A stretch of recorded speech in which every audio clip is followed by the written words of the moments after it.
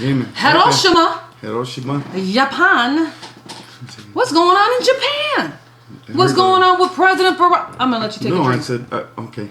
I'm gonna let you take a drink, Lovey, because there was breaking news that took place last night. Yes. I'm talking about middle of the night. See, we were already up working late in the office last night. It was like 5 p.m. over there, but it was, what is it, 2 a.m. It was 2 a.m. here. Yes. So it was 5. Yeah, it was about 5 p.m. in the afternoon in Japan. 2 a.m. here, and we were working late in the office as we don't try to do, but it just happens at times because again we do run a full-fledged evangelistic ministry, and we got the breaking news that Obama had just landed in Hiroshima, Japan. Yes. And then like 5 minutes later, he's laying a wreath where the Hiroshima, where the atomic bomb hit in Hiroshima, Nagasaki. Yes. Honey, I'm going to read a little bit. Yes. And you have such I love your perspective on so many things, if not on everything. And I know you have some extraordinary perspective on this. Let me read a little bit because there may be somebody who's like, this is completely new to you. Breaking news, again, this came out early in the morning last night, or in the wee morning hours this morning. Obama's Japan visit starts, well, actually, I'm kind of skipping here. Let me make sure I'm looking at the right headline. Says President Obama, he visited Hiroshima just last night. His trip began in Japan on a very awkward note of expressions of regret, but no apology, okay? But we're going to get into that. We are going to get into that. It began as his televised comments by saying that he felt, he was very he was regretting what had took place during the time of the atomic bomb.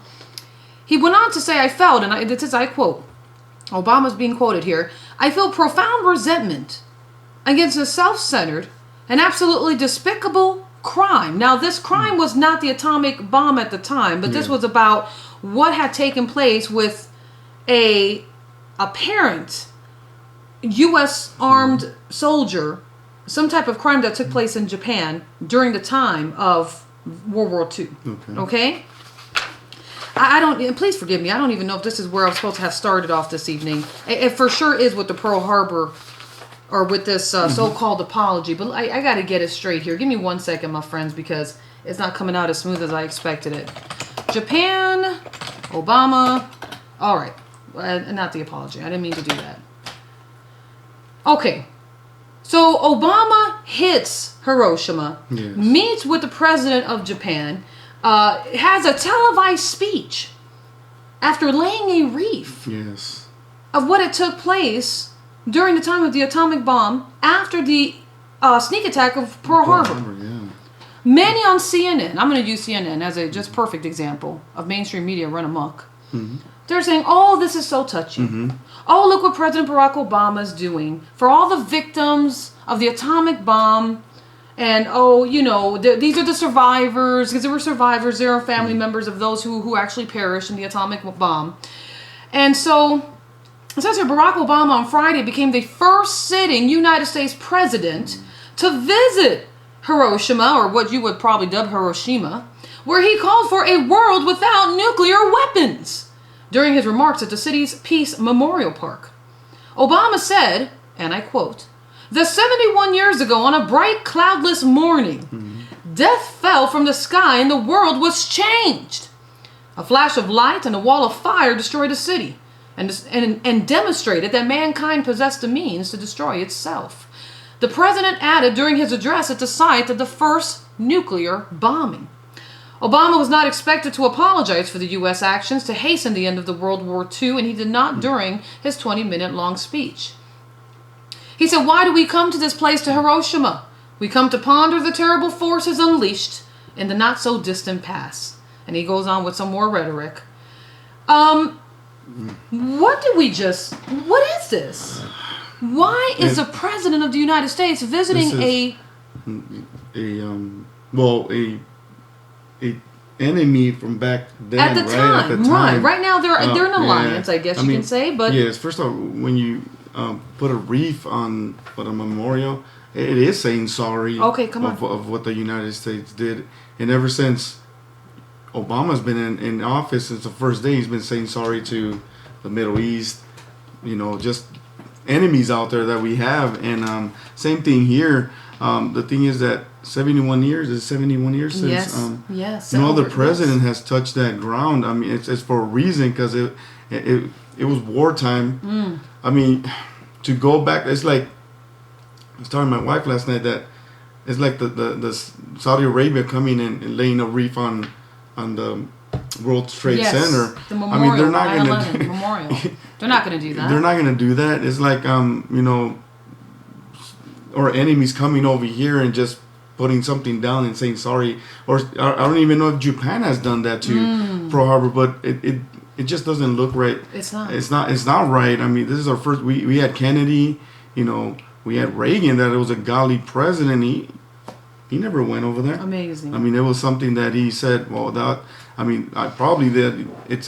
was wartime, so that's what it is. Actually, they bombed Pearl Harbor. It was a sneak attack, and it was something that it was horrific for our soldiers over here, for the families of the young men and women that were at their harbor, and for him to go is like saying saying nothing to these precious Americans that died over here, but he's going over there. I mean, don't get me wrong, atomic bomb, nuclear bomb, we don't want that, right? No. It was wartime, and that's what happened. And it became wartime. Yes. Because there was no war between Japan and the U.S. while we were at Pearl Harbor. There was nothing taking place.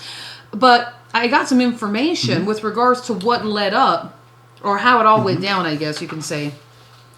And this is really information for anyone who may be saying, oh, but what happened was a gesture of peace with President Barack Obama, and in all reality, we should be saying sorry because there's a lot of innocent people that were nuked at Hiroshima and Nagasaki. So, I don't see anything wrong with it. Well, we really we need to make sure that our historical facts are straight. So we're going to take a moment here to say what happened.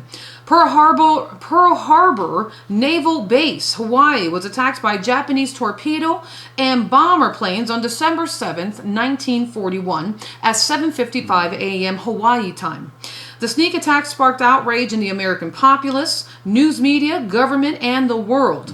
On December 8th, President Franklin D. Roosevelt addressed the American Congress and the nation to detail the attack. He began with stating the following. Yesterday, December 7th, 1941, a date which will live in infamy. The United States of America was suddenly and deliberately attacked by naval and air forces of the Empire of Japan. The United States was at peace with that nation, and at the solicitation of Japan was still in conversation with its government and its emperor looking toward the maintenance of peace in the Pacific. Indeed, 1 hour after Japanese air squadrons had commenced bombing in the American island of Oahu, the Japanese ambassador to the U.S. and his colleague delivered to our Secretary of State a formal reply to a recent American message. And while this reply stated that it seemed useless to continue the existing diplomatic negotiations, it contained no threat or hint of war or of any armed attack.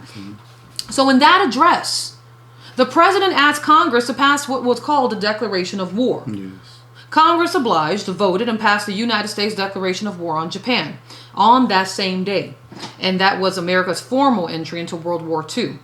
Now, the Pearl Harbor surprise attack has been depicted in many different films. Many of us know the films, Pearl Harbor, that was done in 2001, and others. The attack took place on a sunny Sunday morning, just as President Barack Obama was clear to say, in the wee morning hours in Japan, just today. A minimal contingent of soldiers was on duty at the time. Most offices on the base were closed, and many servicemen were on leave for the weekend.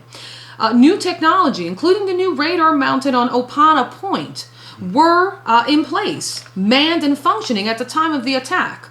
The incoming Japanese attack planes were detected by the radar and reported, but were mistaken for an incoming group of American planes due from the mainland that morning. While on practice maneuvers outside of the harbor that morning, an American destroyer spotted a Japanese submarine attempting to sneak into the harbor. The submarine was fired upon, immediately reported, and ignored. Pearl Harbor is located on the south coast of Oahu Islands in Hawaii. At the time, the naval base was about 22,000 acres. It goes on with some further information. And then it says here, while there were veiled warnings and isolated events of Japanese hostilities in the weeks, days, and even hours ahead of the attack, no one in command at Pearl Harbor, or even in Washington, D.C., expected a Japanese attack on Pearl Harbor, especially before war was formally declared. So that is why, because with that, there was a number of our military men that were not prepared for war. I mean, they weren't there for war, that they were killed. Many of them still in the waters that were never recovered. Innocent, right. What would you call innocent civilians, innocent soldiers? I mean, I know they're saying that innocent people died. Yes, okay. Right. I mean, we're not saying anything bad about that. Yes, they died. I mean, but that wasn't a time of war. But it was a time of war. But even the attack that happened, that was surprised and it killed a lot of sailors. Yes. And it was pretty bad. It was pretty saddening that the families had to endure that. Yes. And go through something that, I mean, that I guess we didn't have to. Yes. Technology back then, I don't know, it was not from today. I guess radar mistakes from other, from U.S. saying that it was our planes, and all of a sudden we get attacked. But the thing is that he's going over there, saying, basically saying sorry to Japan for this happening, the two atomic bombs going. But the thing is that he's doing this he doesn't have to go over there and do that. I mean, there's been attacks here in the United States that it's been open season here in the United States, open borders. People are coming in. I mean, does he not see that the future looks like maybe a nuclear bomb might explode in the United States by ISIS, dirty bomb. Okay. By leaving the borders open and just bringing in people, flying them from Syria and Iraq and Afghanistan.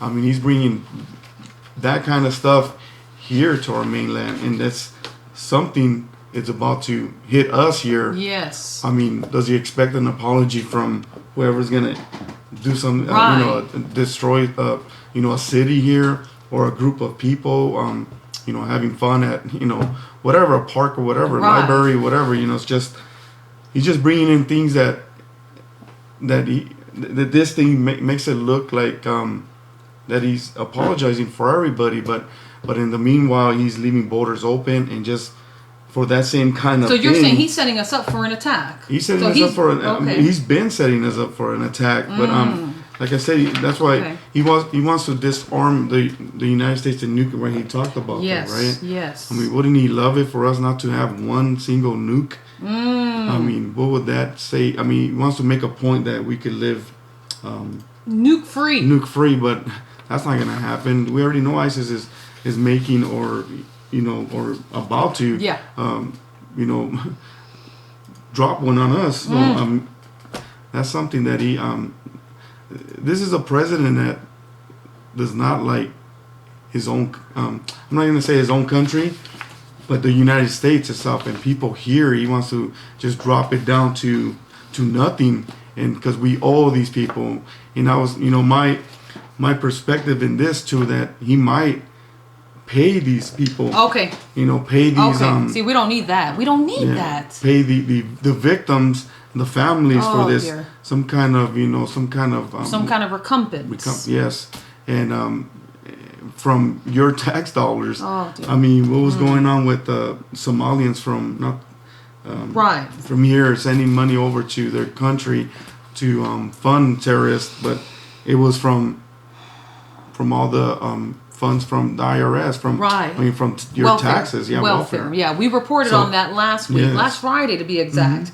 That Somali people, I'd say they're Somali refugees that were allowed into the U.S. and they're collecting millions in welfare, and they're literally shipping it back. And it was a report, very powerful report. You want to check it out? That was from last Friday.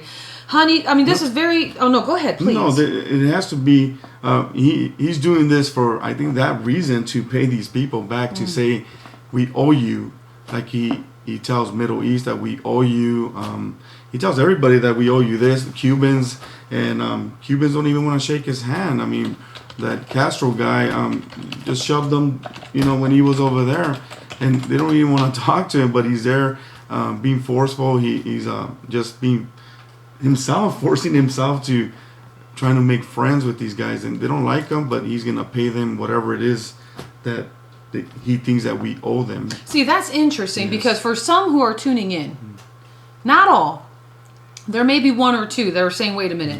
So you're saying that President Barack Obama is involved in some type of conspiracy to bring America down, to make America look like we owe everybody something because, if it wasn't for us attacking, let's say, Hiroshima and Nagasaki with the atomic bomb, nobody would have died. It doesn't matter what happened in Pearl Harbor. It's just the fact that innocent people were killed. It doesn't matter that it was not during wartime. And when the atomic bomb was dropped, it was on wartime. None of that matters. What matters is that, we should have known better or something. So, and I say this because it's not conspiracy. This is what's happening. Oh, okay. Obama has been on a continued apologetic tour. He has been doing multitudes of historic things that I'm not okay with, I'm not comfortable with, that has incurred with the U.S. having to owe a so-called debt. What happened with Iran with the P5 plus nuke deal, the P51 Accord, and how they now got their nuclear accord and their nuke deal, and now they're a nuclear nation. Now you have Iran, after the Obama administration giving them everything that they wanted last year in this nuke deal and more. Now Iran's come back, and we've reported on this just a few short weeks ago. Iran is now stating, U.S., you now owe us, on top of everything that you've given us, you now owe us an additional $1.7 billion for basically pain and suffering. $1.7 billion. Not only that, this new so-called alliance that he has with Cuba. Cuba, he's reopened the U.S. embassy for the first time in over 15 years. Another historic, by the way. Many saying, oh, that's great. We could take trips to Cuba. We could take trips to Havana. We could have finally a good piña colada. We could take some Cuban cigars. Not realizing that the Castro brothers is not planning to change anytime soon. They still have people that are being criminalized and tortured under their regime. And they're taking full advantage of our ridiculous, do I call it ignorance? Our purposeful ignorance. And now you have the Castro brothers saying, not only do you, U.S., owe us billions as well, but you need to return Guantanamo Bay back to us. Yeah, because it was rent-free. It was rent-free. And all of a sudden they're asking because, they noticed that Obama was just signing checks with this famous pen, So they say, come on, give me. Because Bush didn't, I wasn't there, negotiating, but they said it was rent-free. They didn't pay a dime for that facility. And now these guys are asking for top dollar for top dollar. And plus interest on it. And because they know Obama is going to do it. Wow.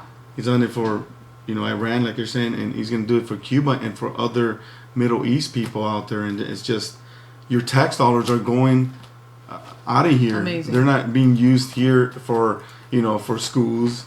Like they say, it's for schools and all that. It's just, it's going somewhere else. And it's just not right. It's not right at all. For people to pay taxes that your money is being shipped out and being used for terrorist funds and for communists, for Castro's. They're communist.